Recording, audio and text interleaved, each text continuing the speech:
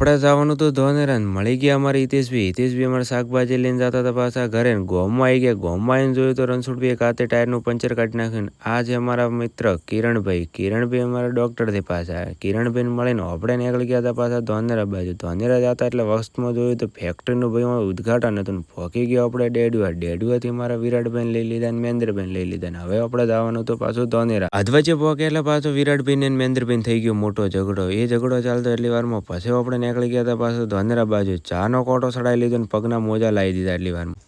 પછી અમારે નવીનભાઈ જોયું તો નવીનભાઈ મારું મોઢું બોડું ધોઈને તૈયાર થઈ જાય ને આ બાજુ મારા દોનોભાઈ મોબાઈલ જોવે છે ને બહાર જોયું તો મારા વિનોભાઈ સ્લો મોશનમાં પાછા દુકાને જતો એને સ્લો મોશનની આદત ખૂબ ખરાબ. આપણે લઈ લીધી મસ્ત મજાની જીરા મૂકીને આખી ચા પી લીધી. ચા આપણે જીરા મૂકી દીધી. પછી જોયું તો અમે અમરેશભાઈ અમારા બંગાળી થઈને અમારા ગુજરાતી ડાયરો જોતો શેક નહીં બાકી. પછી નીકળી ગયો આપણે બજારમાં બાઇક લઈને નીકળ્યા એટલે ગરમી લાગતી હતી. બાઇક મૂકીને લઈ લીધી ગાડી રિવીઝ કરી એટલે ખબર પડી ગાડીમાં તો પાછું ડીઝલ નહીં એટલે ગાડી મૂકી લઈ લીધું પાછું બાઇક લઈને નીકળી ગયો આપણે બજારમાં એટીએમમાંથી ઉપાડી લીધા પૈસા ને હવે વધના ટોણે ઘરે જવાનો ટાઈમ થઈ જાય. આવી ગયા અમારા વિરાટને લઈને હવે જતા તો વસે ખોદી લેવું પડ્યું. પાછા નીકળી ગયા. આ બાજુ જોયું તો જગાન દુકાન આવી ગયા. જગોમાં શિખર શું કાળા કામ કરે એટલે મોઢું હંતાડે પાછું.